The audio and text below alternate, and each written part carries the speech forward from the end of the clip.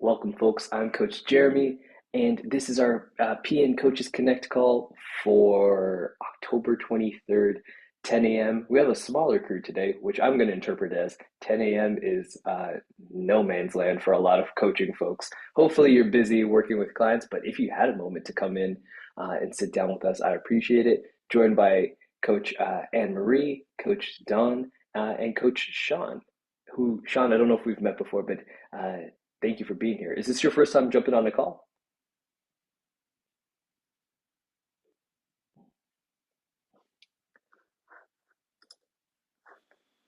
Hi, I'm Jenny. I'm not actually Sean. I'm just using his Oh, okay. account. Gotcha. But Okay. it is my Well, first welcome, time in Jenny. here. Yeah, so for Jenny and for folks who are either first time or haven't been here for a while, the agenda for today is a little bit pre-selected by me. So a few case studies pulled directly from our PN coaching community. But of course, if you have any questions or discussions that you want to bring to the table at any given point, feel free to put your hand up or to unmute or pop it into the chat box. Always happy to take a detour. Uh, for our first one for today, we're going to go to a question from Coach Kimberly Ann, who I was hoping would maybe jump on the call today. Kim is a regular here, uh, but it looks like she was unable to attend. So I'm going to share my screen so you can get a little bit of a recap. But for folks who are unable to look at their screen or who are unable to see Coach Kim's post, uh, the the TLDR version of it is that Coach Kim has been working with the client for several months since April. Their main goal is weight loss. They were quite consistent in the first 3 months or so, and they lost about 10 pounds. But in the past few months, they've noticed a trend where their client is struggling with consistency and follow through. Specifically, they've gone back and forth on several habits, things like choosing quality carbs, tracking protein, using the hand portions, and progress will happen for a while, but then things tend to fade out. And he mentions that is forgetting or getting too busy. So Coach Kim has tried to keep the habits quite low effort and realistic. And recently, her client has shared that he's gained back a little bit of the weight. He's reduced his cardio, and now he's mainly focused on weight training. He feels he's eating pretty well, but admits his schedule and structure have been off. So Coach Kim spoke with her client, mentioned that since he's not doing as much cardio, his calorie burn might be lower, and he may not be in a deficit. So a little bit of education happening there. But to rebuild awareness, she suggested that he start sending photos of his meals again, which I assume is something that he was previously doing and maybe is not currently doing. Yes, so that's confirmed something they did earlier in their process. But now I'm questioning if this is the right decision, or if it's just, or if it risks just collecting data without creating any real change, which is a valid concern. And also worries that he may only be sending selective meals, given that consistency is already a challenge. So Coach Kim is trying to identify a low effort, big win habit that can help him rebuild consistency and confidence without adding complexity or tracking fatigue. And she would love some feedback from our PN coaches community. So, coaches, I will stop sharing screen there. Any thoughts in regards to the situation that Coach Kim is facing now? Any strategies that you would endeavor to use with this client, or any conversations that you would have with this client? Uh, we'll open up the floor there.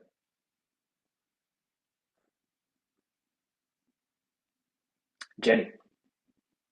I was thinking that maybe if he's been going for a few months and then he's expressed interest in the weight training, possibly changing his goals for more muscle gain and nutrition to support that, and it may motivate him instead of cutting, lose weight, lose weight. It seems like he's sort of lost motivation for that, but how could he eat to support muscle strength and gain? That would be one suggestion that I would come up with. Fantastic. So instead of kind of trying to swim upstream a little bit, maybe work with what is currently happening, uh, it seems like what his innate kind of desire is to work on right now is more resistance training. Maybe we just work with that and continue uh, to more or less maintain body weight, but improve muscularity and enhance strength and performance, as opposed to, yeah, trying to get back to a supposed goal that doesn't seem like it may align with his values or his wants right now. Really good point. Coaches, what else we got?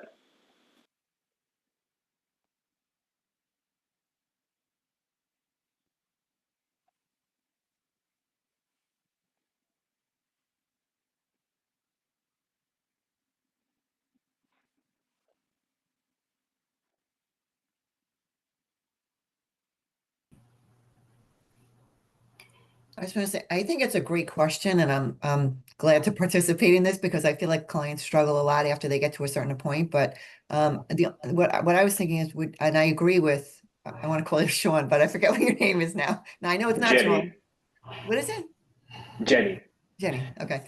I think that that's great to support, have the nutrition support the new fitness program that they're doing. I think that's great. But would we also just, I know tracking is sometimes does cause a lot of fatigue, and I experienced that with my clients as well. So I was kind of curious to see what people had to say about that. But instead of focusing on tracking portions, would we just maybe focus more on the quality of the food that they're having, like the higher quality carbs, the smarter carbs and things like that, just instead of the portion amount, maybe just the eating better foods? Yeah, and I mean that's certainly a pathway that we can take as well. It sounds like from reviewing Coach Kim's post here, it's something that they've done in the past. Like she specifically calls out choosing quality carbs as a Okay. practice that they've tracked before. Uh, Hmm. was that in addition to quality and quantity of carbs? It's hard to say without getting some feedback from Kim, but it is something. It seems like a path that she's taken before, where it's like, hey, let's focus on the quality overall. Uh, Okay. whether that is in isolation from quantity, hard to say, but it's certainly a path that you can take here if you get, again, additional buy-in from the client. Hmm. So a worthwhile discussion to have with the client to see if that is a fruitful path for them to take at this current point. Hmm. Don, I saw that you unmuted a couple times. Was there something you wanted to add? Well, one, is this client maybe self-sabotaging themselves a little bit? Um, it seems like the program was working at one point and now they're kind of hitting a streak where they're maybe some emotional eating with the carbs. And then secondly, regarding tracking and monitoring, um, even if they just start to track and monitor what they're eating, it can, by going through that process, it can kind of highlight the days where they're eating specific carbs. And then they can, or we can start to kind of drill down and maybe identify if there is some emotional attachment to why they're eating specific carbs. Yeah, I mean, that is certainly, again, a useful conversation to have there in terms of what are the patterns we are noticing, especially when we're having our one-on-one check-in. It's probably an easier conversation to have there initially to explore and to see, hey, do you think this is something that could potentially be hampering further progress? It sounds like you're somewhat concerned about your progress, so you know that something has shifted. Uh, is there anything that shifted in kind of like your environment or your emotional landscape that may Exactly. have led to these changes?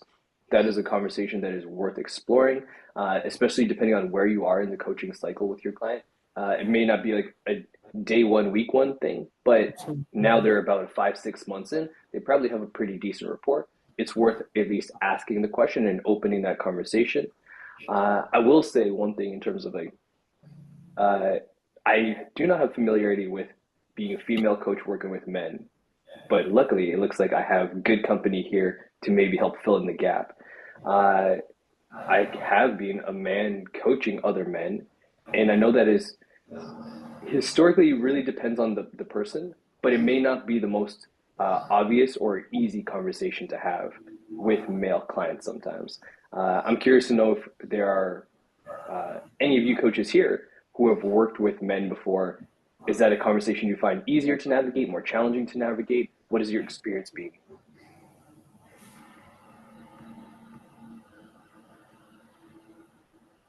I haven't had that experience, so I can't give any feedback regarding that. I have worked with men before, and I don't find Mhm. it to be challenging at all. I actually find it to be a little bit easier sometimes. I think that they take, Interesting. yeah, I haven't had any difficulty at all. Majority women, but I have had a couple of men. And you found it's like about the same, if not easier. Yeah, I feel like they're a little bit more consistent. Than that's what I've just found that they're very consistent as far as like tracking and logging and being, I don't know, tuned in pretty well. I haven't Mhm. had any issues. Interesting. Hmm. I will say from my experience that uh, using the term emotional eating with men sometimes gets some resistance. When we use the term stress eating, that seems to be like, yeah, 100%. Hmm. Men, at least again, in my experience, tend to see themselves as highly stressed and see eating as a normal response to that, though they are very hard on themselves for it. They Hmm. feel like they should not be stressed by the current situation. Hmm. If I were to refer to it as emotional eating, I think most of them would agree. But I don't know if I could come at the conversation as labeling someone an emotional eater. Hmm. Whereas my female clients will use that language with me and say, emotional eating has been a Hmm. problem for me. Yeah. So that's just a something that I've noticed in my practice, and it could be obviously different because the Hmm. relationship is different between client, male coach, and then interpersonal between individuals. Yeah, I found like my one male client that I work with, I think he's been like very open-minded to um, kind of noticing how his body responds to certain things and being more attentive to his stress at work. And I think he's, Mhm. I just like maybe I've been lucky that he's so open-minded to it that he's been very consistent and making progress. So it's been a pleasure so far. Fantastic, glad to hear it. Uh, so I'll say there's a couple things that pop up in this conversation for me, and if we look at the comments for this post as well, one of the first ones that comes up, at least in my feed, is how is he feeling? Is he frustrated or okay with kind of where he's at?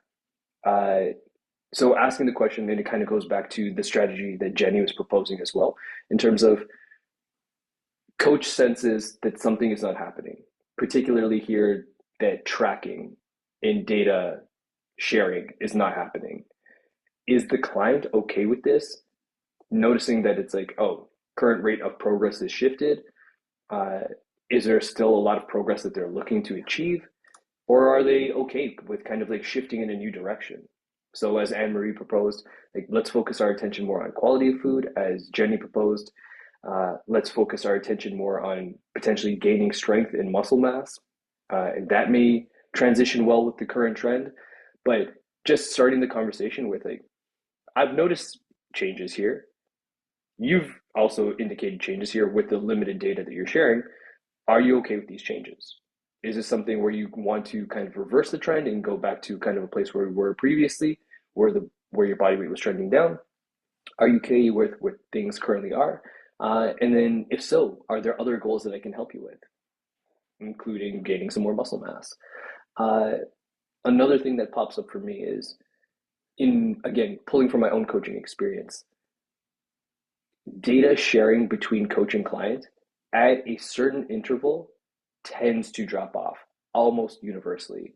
There's very few, very rare clients who will, for all time, always give you very consistent data over coaching periods that last multiple months and or years.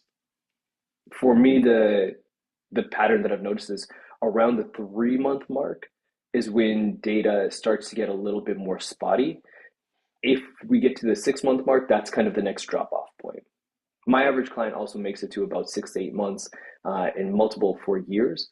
It's very rare that I've had a client who I've been working with for years and they send regular daily data updates on whatever we're working on. Typically, it's because once we've gotten to that point, we're not really introducing too many new practices in novel practices. We're mostly working on maintaining and fine tuning the practices that we've identified as being high value. And that tends to be like two or three things that they should regularly do. And they may fine tune them based on where they are in their athletic cycle, where they are with their goals, where they are with their kind of like there are professional demands, life demands, things like that. But it's not normally like a huge revamp in educational period after that initial few months. So seeing data starting to drop off, I know as a younger coach, that would be something where it's like warning signs are going off in my head. Clearly, they don't care about the process anymore. I've done something wrong. I haven't been able to engage them. It must be something in my process. And now being like more than a decade in at this point, I'm like, no, that's just a normal progression for a lot of clients. And as long as they're showing up in other meaningful ways, predominantly like making it to check-ins, sharing kind of their feedback throughout the week with just using their memory recall when we chat, I think that we're in a probably a good space until they voice otherwise. I have a question about like in a situation Oh, where there like you go, great. yeah, in a situation where like a client is kind of backing off of tracking, or even sometimes I have clients that just don't want to track, period. Mm-hmm. Um, and but then yet at the same time, like they go through these phases of like, I'm not seeing progress when there is progress, but it's maybe not as much of like, the scale, the number on the scale, but it's just like, their consistency with things they're doing well, but they're still like struggling. And I was just kind of curious if maybe like, are there other methods to like, instead of, I don't know, I'm trying to think of like other ways to help them see progress versus Mm-hmm. just my recall, because I'm feeling like that I have a client that is kind of what like she kind of was like it was at end of my time with her, and she did really well. She made a good amount of progress at getting consistent with her goals, but then yet she just was like focusing on like the even though she told me she didn't want to focus on the scale, she started focusing on the scale at the end of it. And I'm Mm-hmm. trying to think of like, okay, well, what other ways, can I implement like progress tracking that's not, I tend to attract clients that don't want to focus on the scale as much, but then yet it is in the back of their mind still. So Invariably, it does pop up at some point. yeah. Cool. Definitely have some thoughts. Coach Kate, what do you got? Hey guys, I'm just popping in. I might need to hop off early, but I just wanted to pop in here. I have said this before. Whenever I compare clients to children, it is not because I'm infantilizing them. It's because there are a lot of parallels, and kids are humans and clients are humans. There's sometimes that situation, if any of you have little kids in your life, have had little kids in your life. You have a 3-year-old. You say, honey, we have to go. We're going to go on a long drive now. Do you have to pee? No, no, I don't have to pee. Are you sure? No, I don't have to pee. Let's go and try and pee. And then you go and they pee. Or you believe them. And then 5 minutes into the drive, they have to pee. The takeaway, the I swear there's a parallel in there somewhere. We're gonna get there eventually. Uh, the parallel is sometimes we have to dig a little bit deeper with clients beyond the initial superficial response. And again, when my 3-year-old says I don't have to pee, she's not lying, right? Like she's just not necessarily aware, right, in that moment. She might need to think about it a little bit, right? She might need a little bit of encouragement, a little bit. And I find the same approach with clients who say, oh, I don't want to lose weight. I'm just here to improve my health. This is the part where I was like, yeah, you know what? Let's talk about this one a little bit, because I think many coaches really like the sound of that, because we are so sick and tired of the weight loss for the sake of weight loss that when we hear a client say, I'm here to improve my health, we have tears in our eyes and we go, oh my God, yes, thank you, let's do that. Meanwhile, it's a bit of that equivalent where the 3-year-old is saying they don't have to pee. The client actually does want to lose weight, oftentimes. Not always, but oftentimes they do. They say that they want to improve their health for one of two reasons, maybe both. One, weight loss is out of vogue right now. It's actually not cool to want to lose weight. It is much cooler to want to improve your health and get stronger and get jacked. Thank goodness for that particular trend. But it does become problematic here as we're trying to dig into what the client actually wants. And then there's also the perception of, I think my coach would actually want me to say that. and they want to keep us happy, which is true. We do prefer hearing that. So you notice how there is that interesting setup where the client might say, they also might just truly believe it, right? Like they might just truly want to improve their health. Meanwhile, it's actually weight loss they want to be working on. So that's where I really want to dig in at the very beginning, because one of like the bluffing tests, if you will, great. If you don't want to work on weight loss or anything scale related, and we're just looking at your health, the scale is not going to be part of the equation at all. Well, actually, but what's going on? If we don't want to work on the scale, let's not work on the scale. Let's work on health. Because otherwise, what might happen, fast forward 2 months or 3 months, the coach finds themselves in a kind of a lose-lose situation where they bought into, we want to improve health. They have helped the client make changes for health, not for weight loss. And then 2 months later, the client is not happy because they're not losing weight. Great, fantastic. All right. Did that resonate with anyone? I'm just curious how that landed. Jer, are you finding that? Like is Yeah, I mean, it makes sense in terms of like the messaging that I put out tends to be like pretty weight neutral by and large, intentionally. So it makes sense that I get a lot of folks who are like, yeah, I don't care about that, but I do want to improve all these kind of surrounding peripheral metrics. Uh, so actually, one of the questions I was going to ask you, Kate, and you kind of started to hint at it anyway, would be what is the question or what is the kind of like line of conversation that you have with your clients to try and ensure that it's like, hey, we're on the same page. So is there a specific line of questioning you ask? Uh, or is there a specific direction you take? You mentioned kind of like, great, scale is going to go away. We're not going to talk about scale. Anything else that comes up for you in terms of questioning? well, I think Jared, you and I are similar in that respect, and I think most PN coaches would be as far as like the weight neutral, scale neutral approach. So the very much the same thing for my coaching practice. So it's very rare that people come to me saying, I want to lose 10 pounds or get on a bodybuilding stage.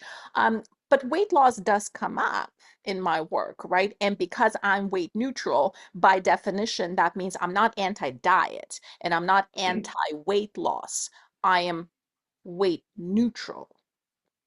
Anti-diet is the other direction. And there are some folks that are coaching from that perspective too. It's the haze angle, and that's totally fine as well, as long as we're kind of like straight up as to where we are, which camp we are. And I'm very stubborn Mhm. about not being in a camp, right? Like where it's the PN agnostic thing. So I think in terms of what we can talk about, so one, do we use appropriate metrics for the goals that the client is indicating? Where if we're working on health, what metrics are we using that are Mhm. health specific? For some folks, that actually might be the scale, right? If somebody is coming at a size 6, right, and they're like 5'9" and they're doing triathlons, tracking their weight is not going to tell us much about their health. If someone's going to start working with me and they're starting out at 400 pounds, realistically, yeah, tracking the weight will be one of the health metrics, right? So it's what metrics do we use? And Jer, remind me, what else were you asking? So questions to kind of confirm that path that it's like, hey, I actually don't really care about weight. So I'll share with you kind of Right. like the question that I tend to ask in this situation. And I use it both ways in terms of I really care about weight or I don't care about weight at all. So if they really care about weight, I'll ask the question, picture we're 3 months down the road and you've either lost or gained a pound. How will that impact your decision to continue coaching? Will that negatively influence you? And if they're like, I will immediately quit, it's like, okay, I kind of know the path that we have to take in order to satisfy that requirement. It's typically also a red flag for me and be like, this might not be the client for me. And then on the other side, if they're like, don't give a damn about weight, uh, I'll ask the question. It's like, okay, cool. 2 to 3 months down the road, what if you're down 2 or 3 pounds? Will that negatively influence your experience? And they're like, No, I mean, I have a little bit of weight to lose, but it's not really like the primary thing. It's like, okay, it's not the primary thing, but it is a thing.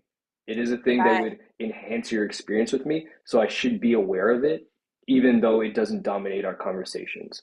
And I never want it to dominate our conversations, but I need to at least note that in my own kind of like notes or in my head when I'm having this conversation, that one of the periphery things that we're working on is potentially some body composition change, and maybe it's not A1 right now, but in the future it might be. So let's build with that in mind.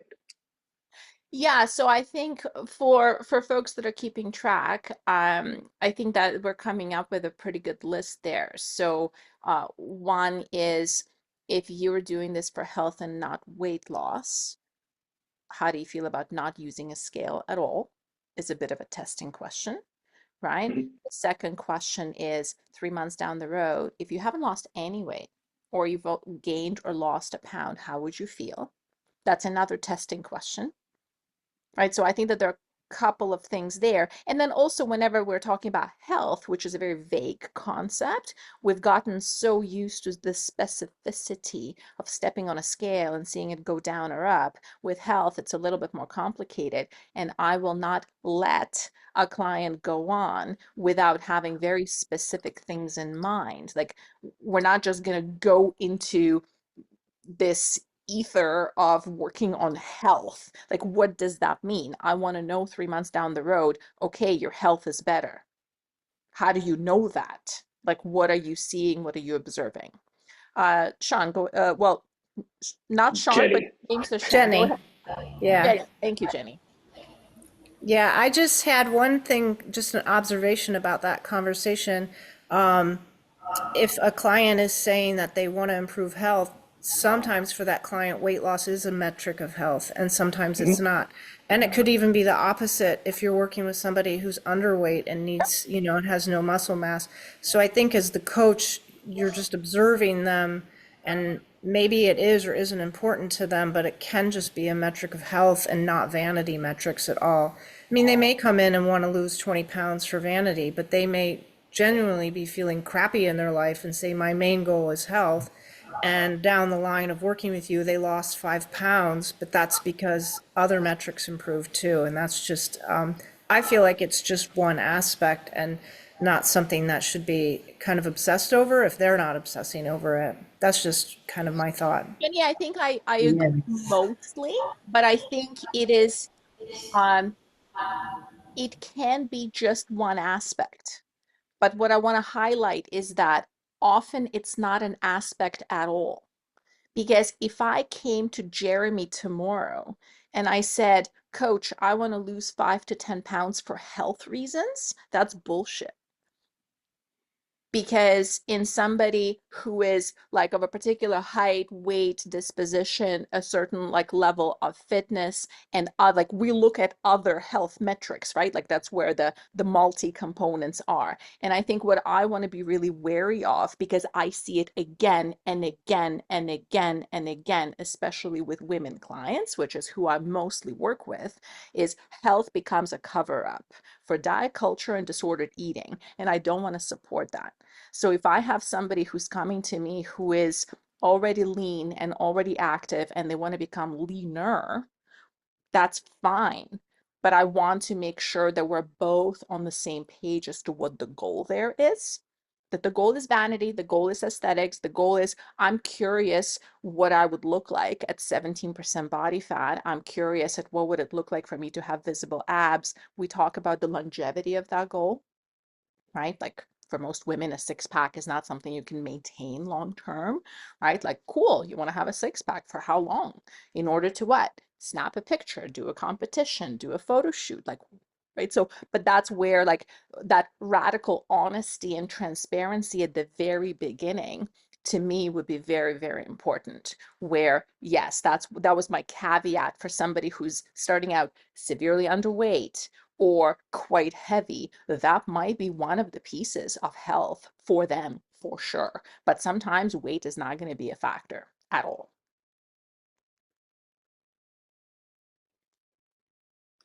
Don, you also unmuted. Was there something you wanted to add?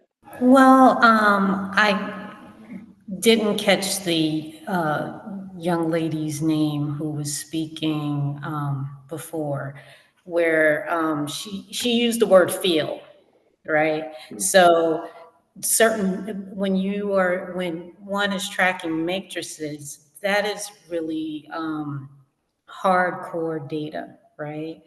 Um, but when someone says, I want to eat healthy, or they come to you and say, I want to be healthier, what does that mean? And what does that look like? Right.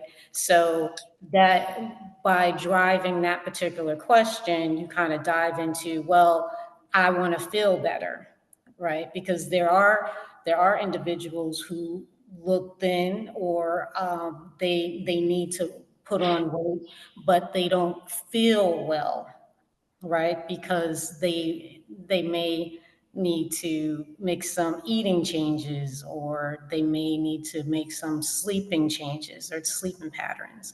So um,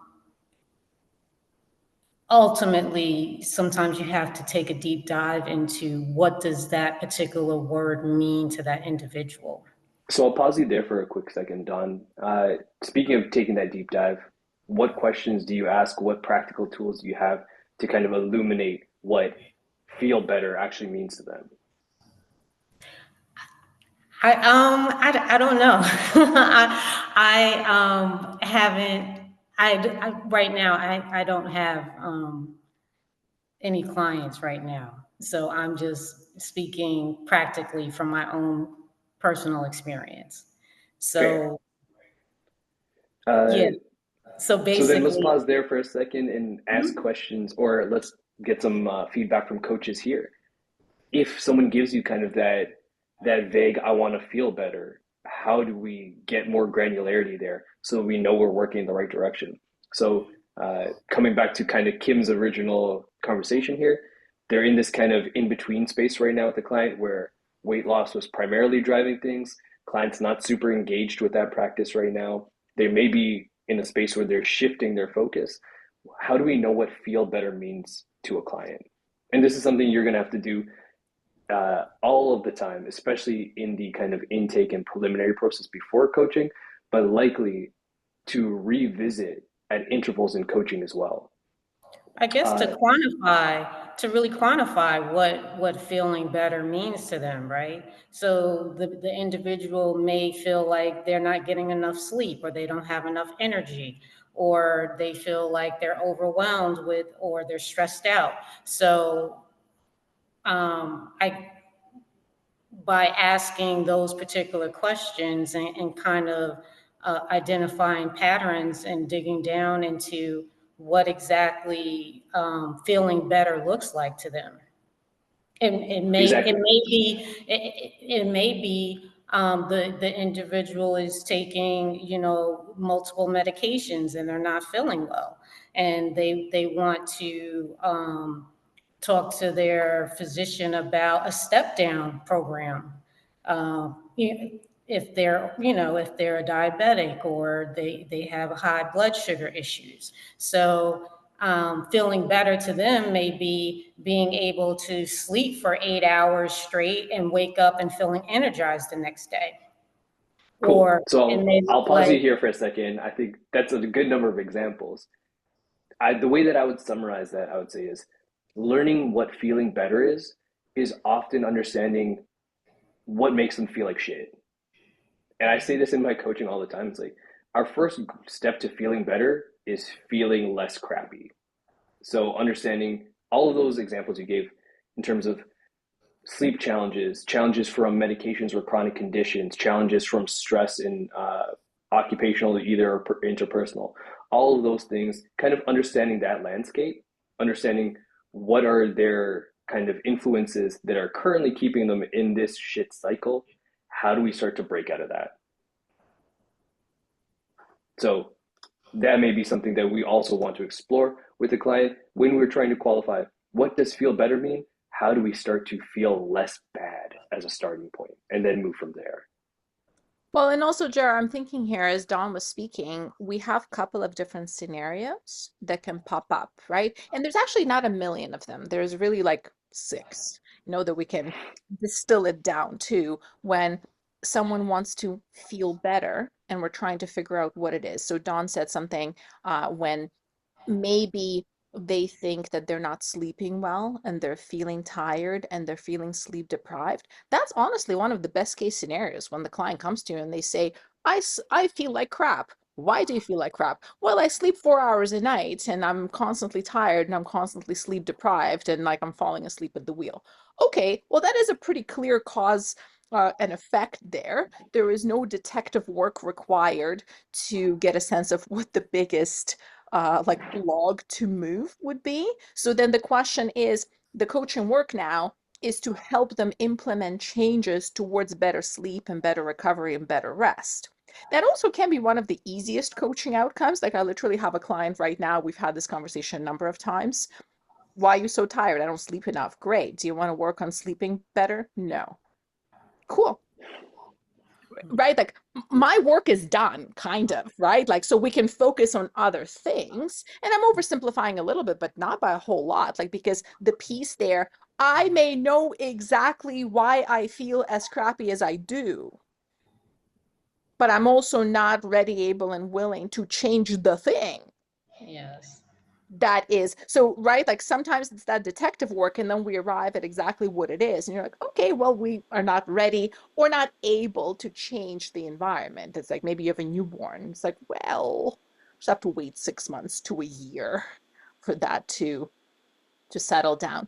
Another scenario when someone doesn't feel well, it's I'm managing something. I'm managing a chronic condition or an illness where feeling crappy is kind of the baseline. And then we have to strategize what Jer was talking about. How do we help you feel less crappy more often? What are the triggers? How do we minimize the triggers? Once you are in a triggered and flared up state, what helps, what doesn't help? Can we program the workouts where you have a bad day workout, good day workout, average day workout, right? Like, so we have different expectations for different days. And then there's that scenario where I don't feel well and I don't actually know why. And maybe on paper, I'm doing everything right. Then that becomes a bit more of a detective expedition. And the two scenarios that I would distinguish there, because sometimes folks don't feel well because they think they're doing everything right, but they're actually not. And there's a lot we can help them with. And that can be fun. The other piece where they think they're doing everything right and they're on the hunt for a magical pill. And that's a bit of a frustrating scenario, right? So I've had a client who was convinced that she had a parasite. There was absolutely no reason or symptoms for parasites, but that's just something that she thought she had and she needed an anti-parasite protocol, which was like a rigid elimination diet. She needed a supplement protocol. She needed gut biome testing. Right. So like the silver bullet hunting is another one where it's like, no, there must be something wrong. I must be low thyroid. I must be in perimenopause. That's a popular one right now, right? It's like, I'm tired today. It's not because I'm in perimenopause, I promise you. It's because I slept 5 hours a night.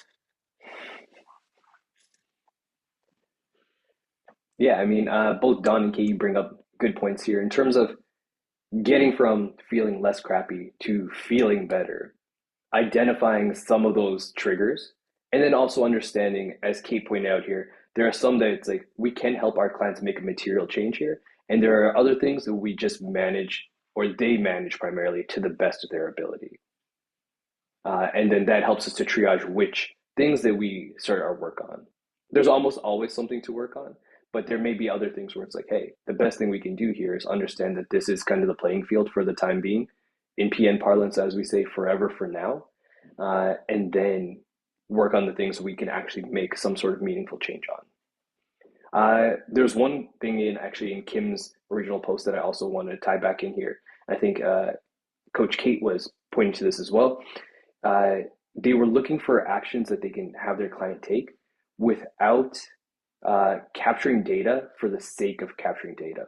So Coach Kate mentioned those two scenarios where it's like client feels like they're doing all the things, they're crushing it, but not seeing what they want to see, versus client is doing some things and they're like, I don't know, it's kind of going in a direction, I suppose. Uh, Capturing data for that first example, where it's like crushing it, doing all the things, typically more useful, because if you are doing all of the things and it's not trending the way you suspect, there's likely some sort of misalignment between what you think is happening and what is actually happening. Data collection there is very useful. In the other scenario where it's like client is doing some things, getting some outcomes, but they're not really sure, it's like we don't really need strict data collection there. If we just focus our attention likely on any of the several aspects that most people would benefit from, they'll probably see some improvement. They may not benefit from really detailed data collection right away. So if you have a client who is fatigued with the process, or they are kind of stalled out, a revision of things that you've already done may be more important than collecting brand new data or getting them to get more intense data. It's like, oh, we don't need a hormone test. We don't need a sleep study to know that it's like, yeah, my toddler comes into bed 4 or 5 nights per week. That's why I'm sleeping poorly. So hopefully this conversation sprawled in a very fantastic way and hopefully a useful way for folks here. For Coach Kim, I'm not sure if we hit the mark for you on this one, but we've given you a lot to chew on. So hopefully there's some valuable tidbits in there for you as well. Before we move on, any final points from this? I know, Jenny, I saw you unmute and mute a couple times. Was there anything that you wanted to add?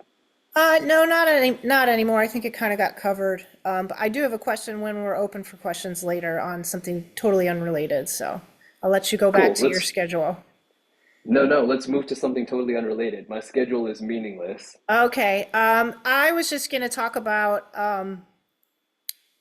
for the initial, when you get a new client in, do you guys as coaches follow sort of like a set pipeline, or is it kind of like, where is this client going to go? Do you flow more with them, or do you try and keep them more on like a moving forward direction? And how do you use the resources like the principles and the worksheets from precision nutrition in that sort of pipeline? Are they go in an order, or is it dependent on the client? Because so far I've found that many clients are similar and they can kind of follow that pipeline, but then there's one that's sort of a one-off. So that was just my question. If you guys sort of have a little pipeline you follow and using those worksheets to kind of get somebody established, or is it kind of as you go? So that's my question. So I'll start by saying the last Coaches Connect call that I uploaded either yesterday or 2 days ago deals with exactly this as kind of our main topic. So I'd encourage you to go onto our YouTube page and watch the review there, because it will basically answer this question. But we can also table or bring it to the table here and see if folks have any additional insight to add. So the question, it sounds like, is starting with a new client, you're noticing that there are a lot of similarities between the people that you're working with right now. Majority of them would probably be fine to follow kind of a standard practice, but there may be some wiggle room here that you're experiencing. Coaches, how do you typically start with your average client? In terms of, it sounds like the question is both in terms of practices to start with as well as resources to deploy. Cool. Let's open it up. Coaches, what do you got? I can tell you what I do mostly is I really enjoy working with the Pro Coach as the app. So I use most of the resources that come through there. I start with the intake questionnaire, which really highlights what they need to work on mostly. It shows like what skills they need the most help with and what their goals are. Usually when I have a kickoff, I present to them 4 practices that I think would move them in the right direction, but I have them decide 1 or 2 that they think would be helpful and what they think is doable for them, and I let them decide on really where they want to start. Anyone else? Kate? Well, I think if we consider like the Venn diagrams, the overlapping circles of what we could do with any one person, there's an infinite number of habits that we could work on with a client. But when we consider this entire list and then consider the habits and the changes that would be beneficial for them, Mhm, that circle becomes infinitely smaller. mhm, And then we look at what's left. And we only look at the habits that would be the biggest bang for their buck. Not any habits they could make to improve their life, but what would be like the most hard-hitting habits in terms of getting them results sooner. mhm, That circle gets even smaller. And then we take that circle and we talk to the client and we say, hey, like, here are a couple of habits that I think would make a real big difference for you. Where do you want to start? What are you ready to do? Which one do you prefer? When we map that onto clients' willingness and ability, that list tends to shrink to 1 to 3 things. And that's mhm. where we begin. It's with those 1 to 3 things.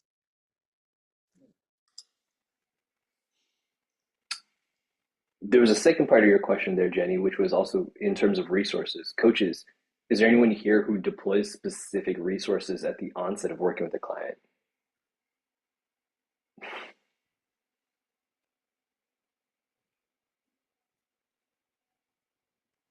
So I'll share that this question comes up a whole bunch, especially regarding kind of like what forms do I send and do I send the calculator report on day one or day zero or very early on?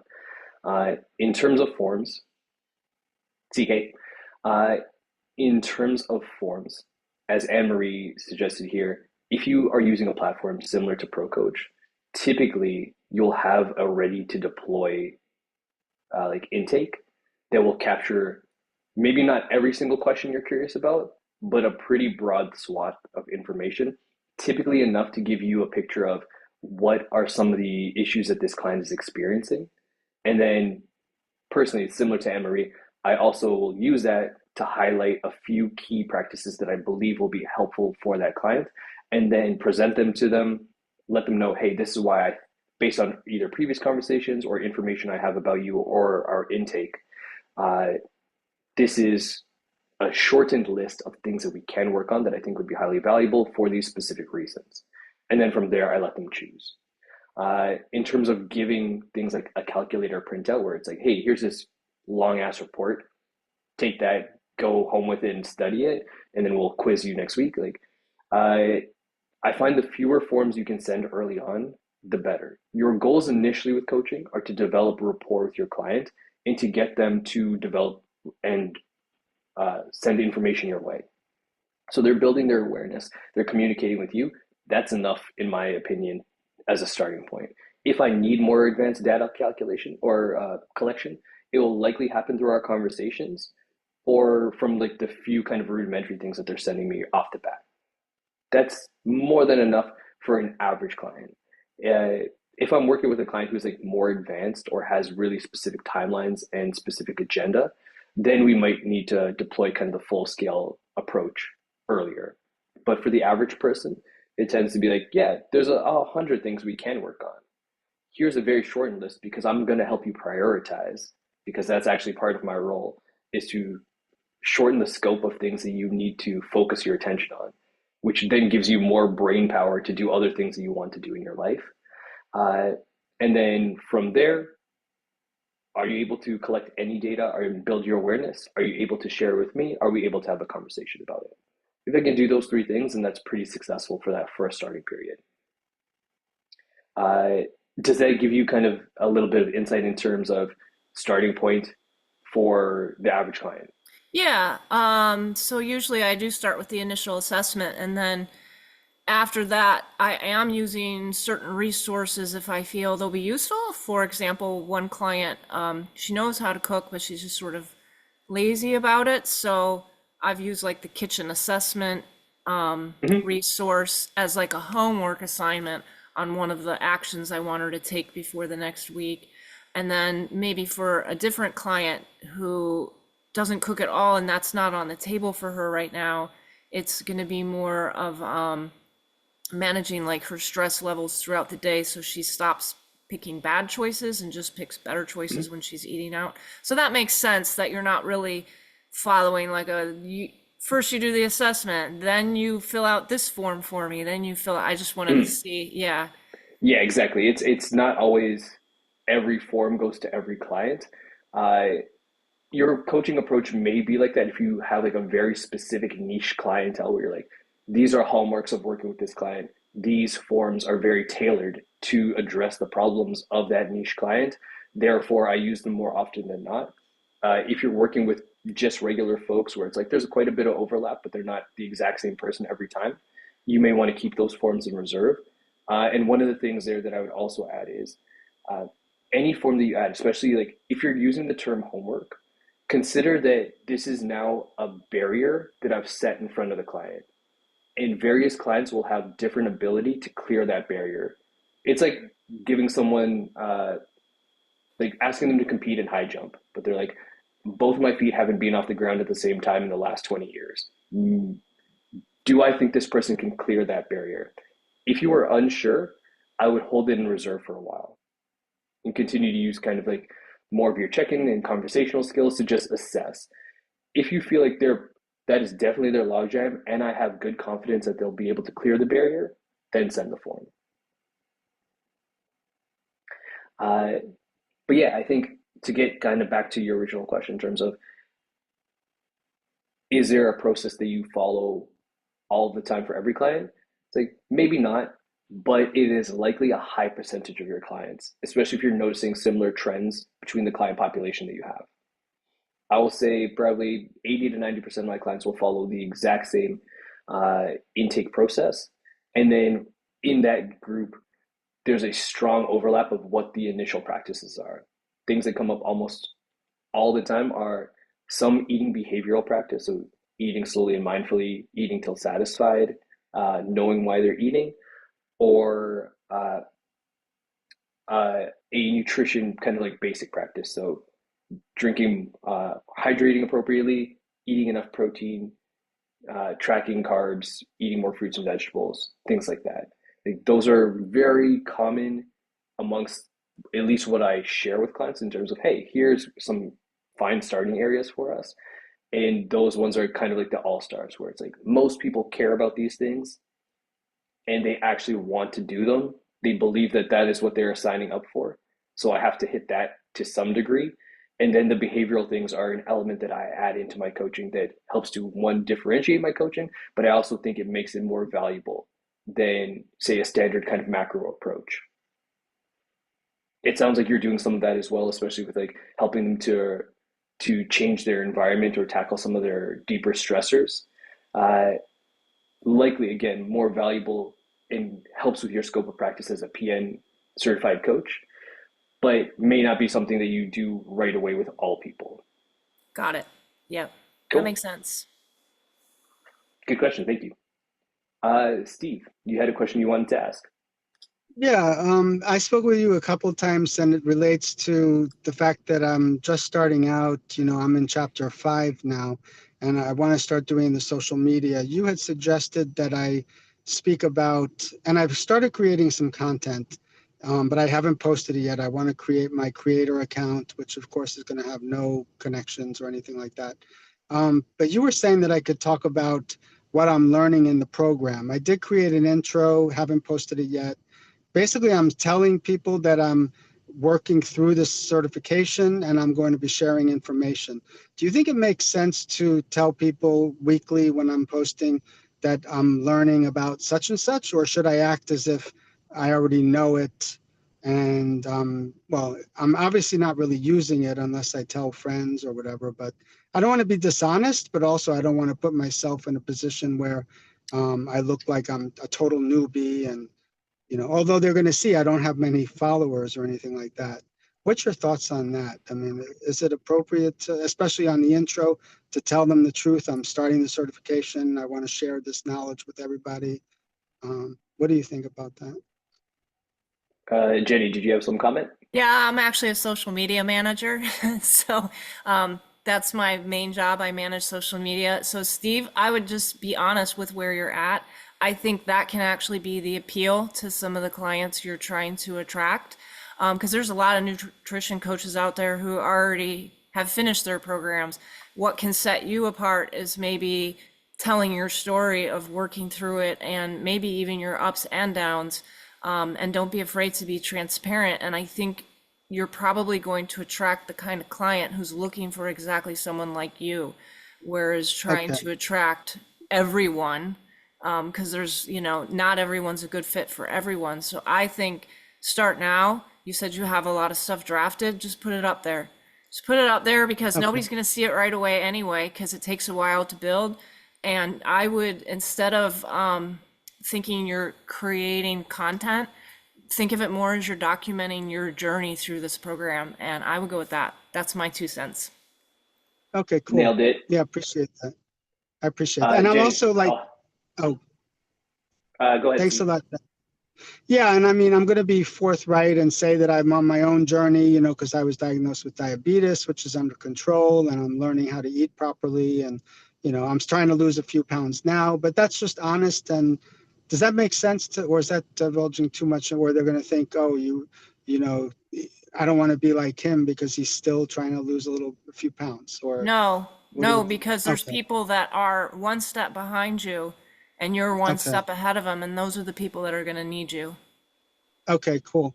And then another thing is I'm going to do like some kind of landing page, maybe not a full-blown website or a very simple website that I'll create. Um, and then, I want to collect emails. I'm wondering what could they get in return for that? I mean, I guess maybe a newsletter that I could just generate quickly with maybe put down some points and do like with AI, generate a weekly newsletter. And then my second question related to that is what what if somebody wants to work with me and I don't feel comfortable because I haven't gone through the whole program yet? I mean, that would be a great problem to have, but at the same time, do I tell them come back to me in a few months when I know more, or just be honest and say I'm still learning, so I can get you in for, next to nothing price, maybe free, or what are your thoughts on those two things? So, Somebody. Jenny, I'm comfortable taking the second part of the question. Do you want to handle the first part? Yeah, the first part on the freebie, definitely. It could even just be a one-off. It doesn't, you maybe don't have to commit to a newsletter quite yet.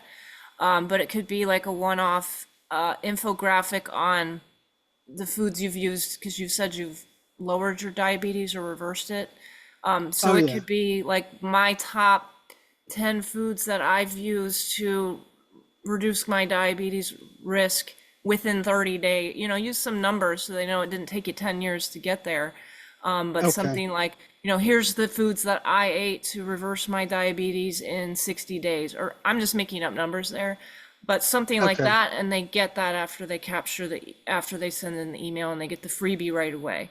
You can do a Okay. newsletter, but this is just a little bit easier of a stepping point for you to create something like that. Yeah. That's, Yeah, that's that my sounds pick. great. Thank you. That Sure. sounds great. Thank you, Jenny. Just to reiterate some of the points that Jenny already made that were fantastic.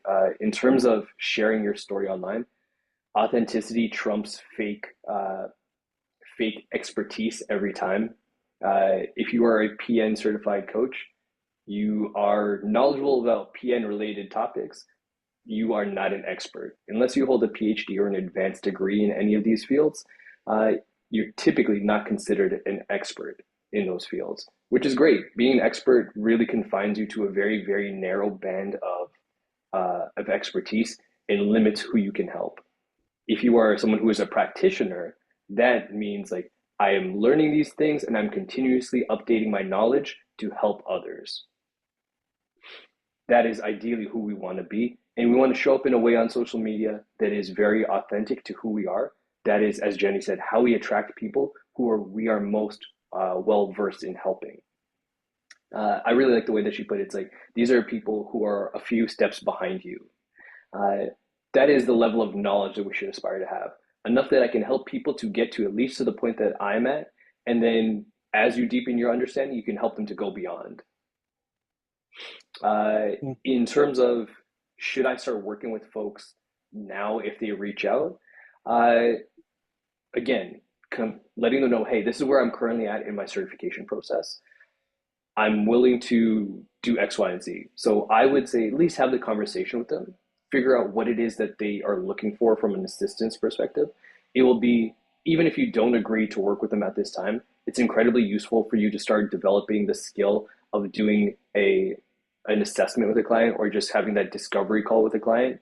Almost every coaching session, very few people are going to just click a link and give you their credit card and sign up to work with you on Monday. You're Yeah. going to need to have to talk with people. Part of that is understanding, the biggest part is really understanding what their issues are and what kind of support they need. If you learn that now as you're going through your certification, you can begin to tailor your education and your kind of lens through which you're looking at the PN materials through what does the person need from this. There's a lot of information you're going to come up against in unit 2 and 3 where it's like huge lists of minerals or like vitamins and minerals.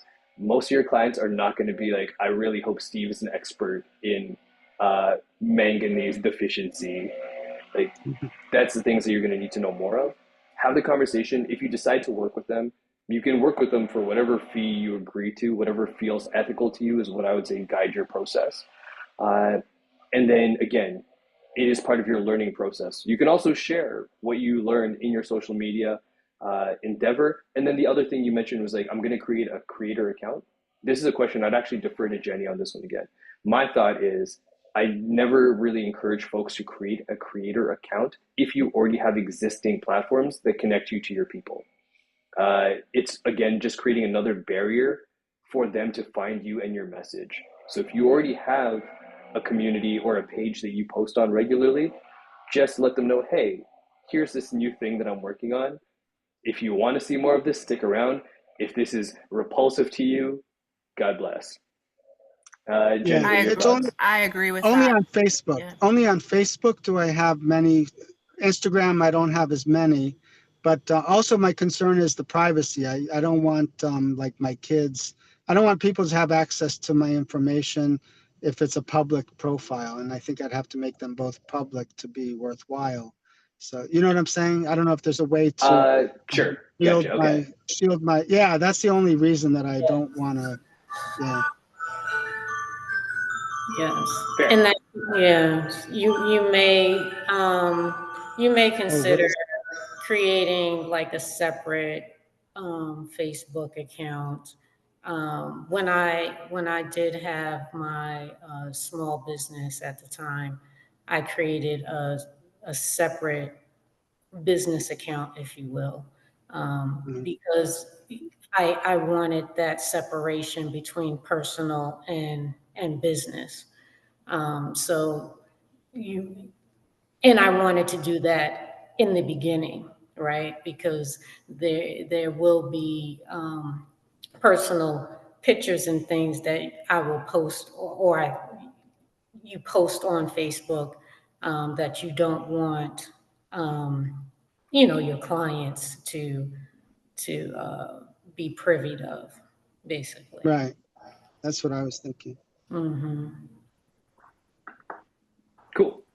Steve, hopefully gave you some additional direction there. Uh, Always Thank you. happy to have a social media manager jump on and answer some of these more specific questions. But I think that is a good place to wrap up for today. Uh, we will be back when? On Tuesday, November 4th. I think you might be jumping in with me, maybe Coach Kate. Show up and you'll find out. All right, gang. Have a good one. Take Thanks, care and Steve. see you next time. Thank you Thank Have a so you. great much. Bye.